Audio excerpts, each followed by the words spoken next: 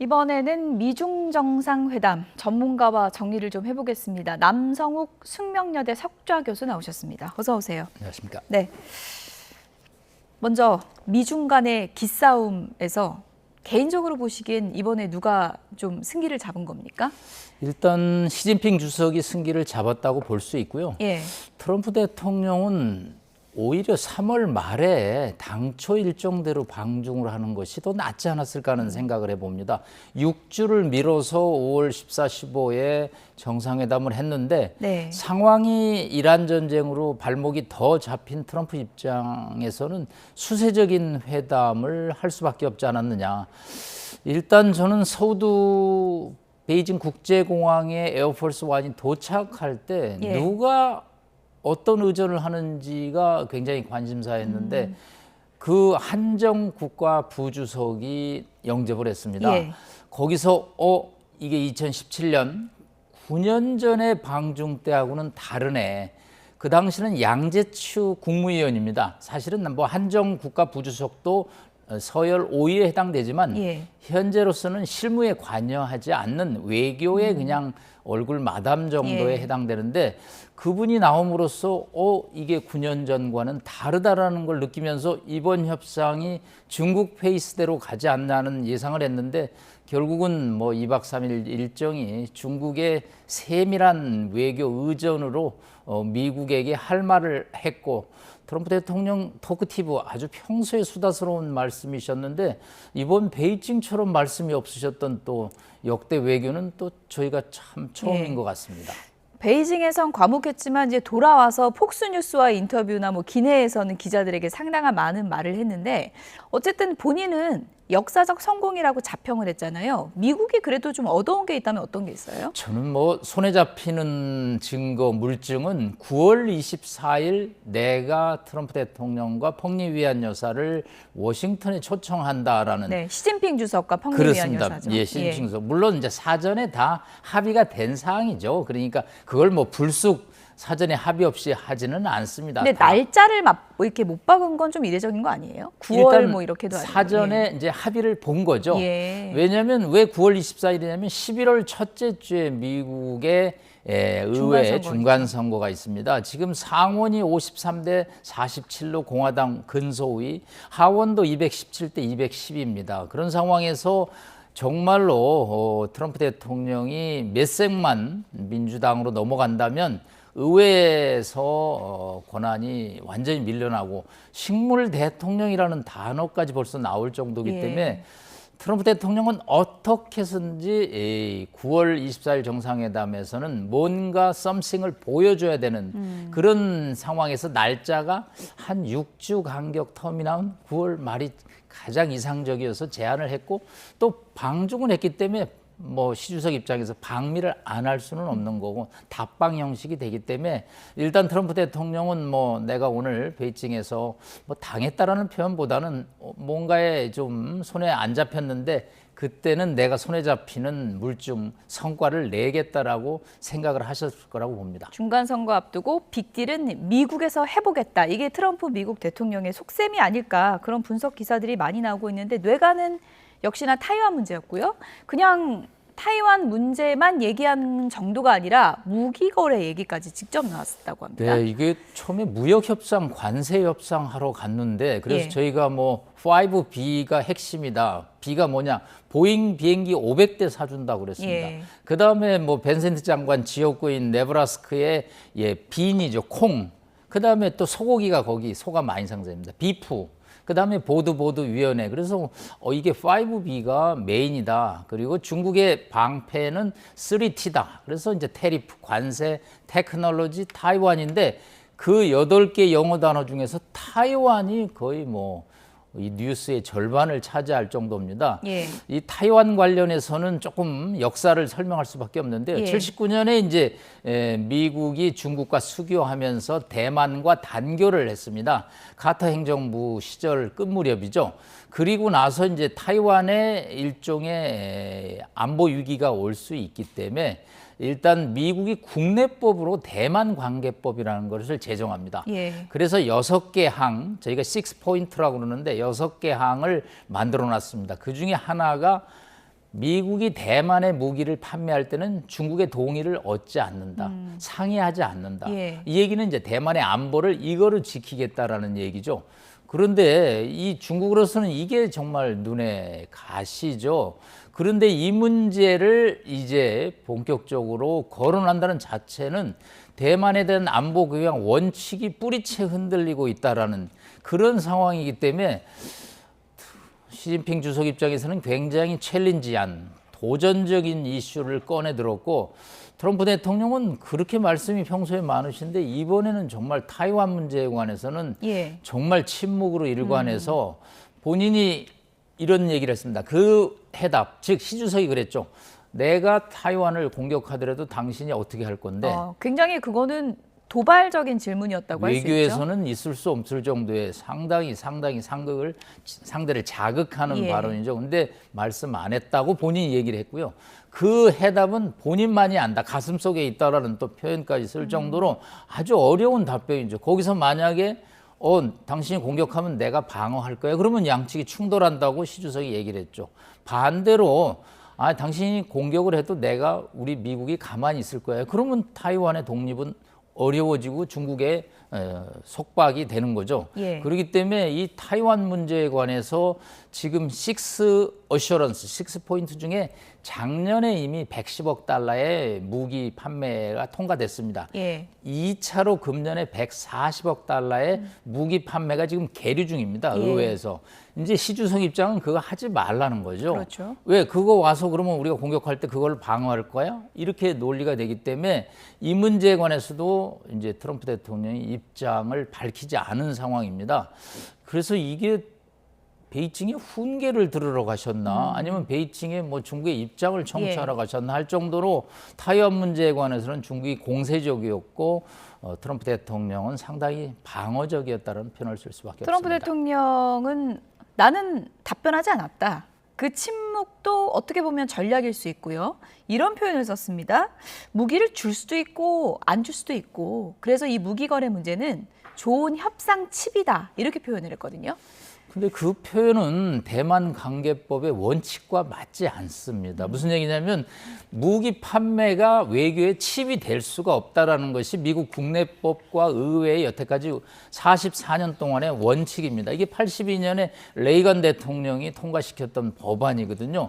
그런데 이제 그걸 가지고 좋은 협상 칩이라는 것은 중국이 뭐 다른 보잉이라든가 쇠고기, 콩을 사준다면 타이완에게 무기를 판매하지 않을 수도 있다라는 그런 반대 논리가 생각되면 안보 공약이 뿌리채 흔들릴 수 있는데 네. 그걸 가지고 협상 칩으로 얘기한다는 것은 오늘 타이페이의 언론들을 제가 점검해 보니까 굉장히 불안감이 노출되고 있습니다. 트럼프 속내를 지금 알 수가 없다 우리도 뭐 이런 불안감이겠죠. 그러겠죠. 만약에 무기를 안 팔면 중국이 공격을 해왔을 때 미국이 우리를 지켜주지 않는다라는 논리일까? 그래서 대만 외교부 차관이 대만 관계법에 문제가 없다라고 원론을 얘기했지만 이 문제는 대만으로서는 상당히 심각한 문제가 아닐 수 없습니다. 네, 이렇게 언론에서 계속 타이완 얘기를 하고 있는 것 자체가 시진핑 주석의 의제 설정 면에서는 어떻게 보면 전략적으로 좀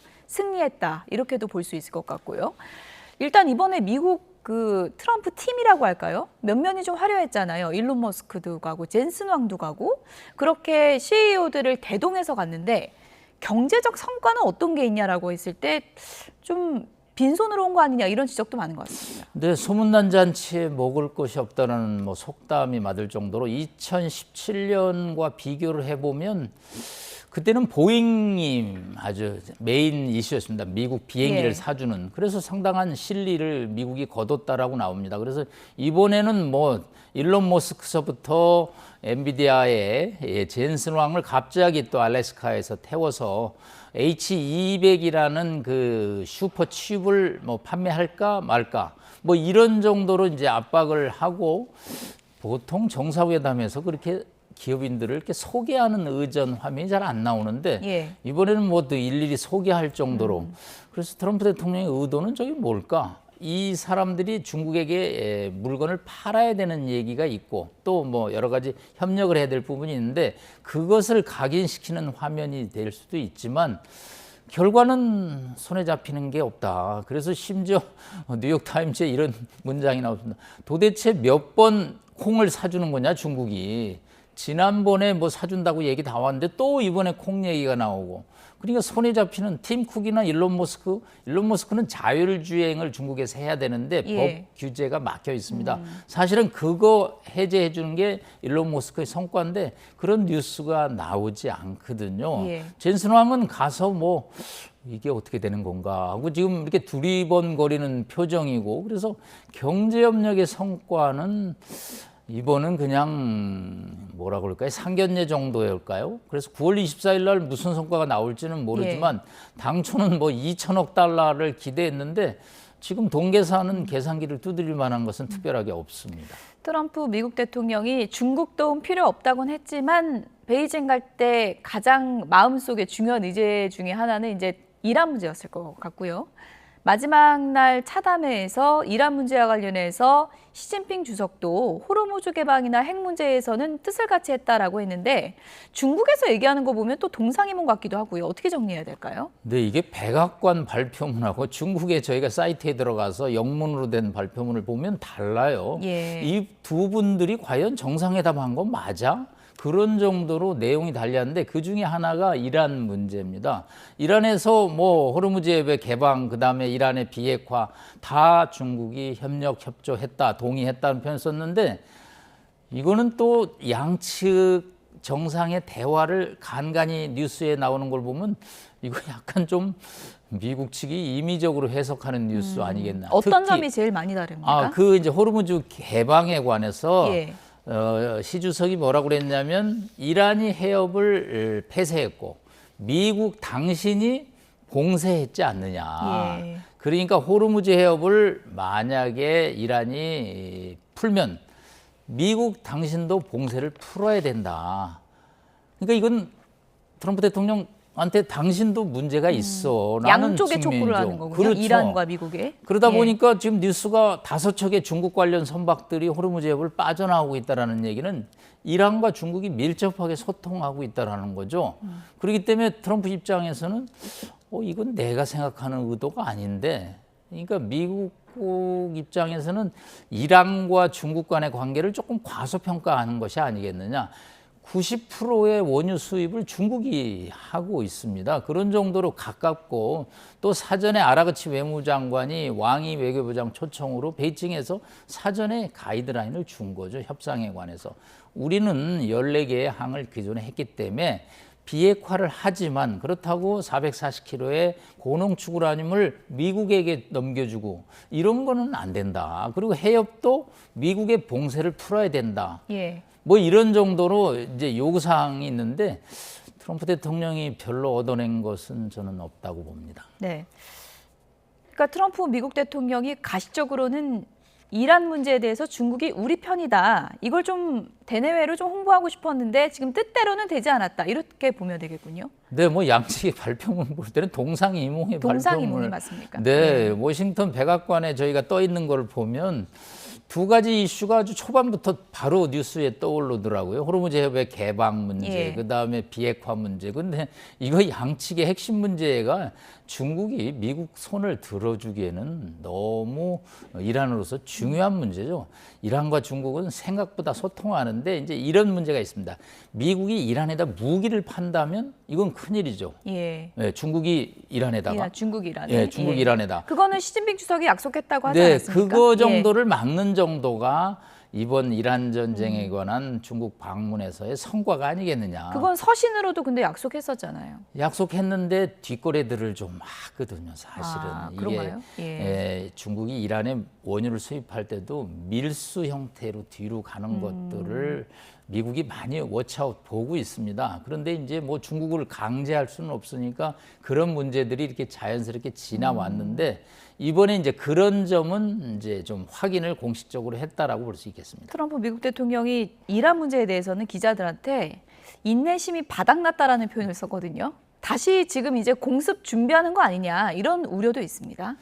네, 지금 다시 공습을 할 명분이 과연 있느냐에 관해서 국제사회가 갸우뚱하죠. 트럼프 대통령 정말 뭐 다혈질에다가 성격이 급하신 뭐 그런 분인데 그래도 다시 베이징 방중 갔다 오자마자 그렇지 않아도 지금 BBC, CNN, 뉴욕타임즈 언론들이 다 우호적이지 않은 빈손 방중이었다라고 그러는데 다시 이란을 공격한다면 이란 얻을 것이 뭐느냐. 그리고 미국 국민들로부터 지지율이 과연 높아지겠느냐. 지금도 33% 마지노선에 와 있는데 예. 트럼프 대통령 입장에서는 고민이 깊어질 수밖에 없고 이 문제는 당분간은 뭐 휴전 상태가 이렇게 유지되는 정도. 뭐 네타냐후 이스라엘 총리가 있기 때문에 저강도의 충돌은 있겠지만 예. 다시 무슨 뭐 고강도의 미사일 공격을 감행하는 것은 걸프 국가들의 피해 때문도 쉽지는 않다고 봅니다. 그러니까 휴전 아닌 휴전 이런 상황이 장기화될 거라고 보시는 건가요? 그렇습니다. 아무래도 뭐 종전은 아닙니다. 그렇다고 예. 또 막 미사일이 날아다니고 뭐 배가 침몰하고 하르그 섬을 공격하는 고강도 충돌도 아닙니다.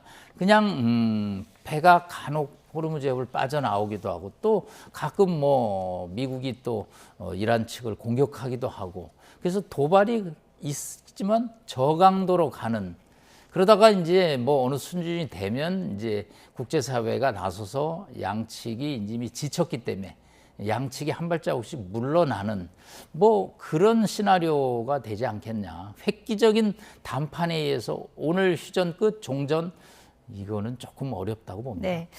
끝으로요. 이번에 뭐 성과라고 한다면 답방 날짜 못 박은 거 그거라고 하셨는데 트럼프 미국 대통령도 이제 언론 보도에서 혹평하는 거 보고 있지 않겠습니까? 답방 때 어떤 결과 도출할 거를 계산하고 있을까요? 일단은 제일 중요한 게 이제 경제적 성과죠. 지금 3천억 달러에 달하는 대중 무역 적자를 개선해야 되는데 오늘 이번에 갔던 팀 쿡을 비롯해서 여러 가지 기업인들이 요구하는 사항 아까 말씀드린 대로 일론 머스크가 자율주행차 규제를 중국에서 풀어달라 뭐 그런 거라든가 또 5B의 보잉 비행기가 지금 500대에서 뭐 200대로 줄었다라는 얘기도 있는데 그것도 또 계약서가 지금 써진 거는 아니거든요. 그래서 그때 아마 그런 MOU 내지는 이렇게 합의서를 도출하는 그래서 미국 국민들이 이번에 트럼프 대통령이 경제 성과를 많이 거뒀구나. 그래서 중간 선거에서 그래도 공화당 지지를 해야지.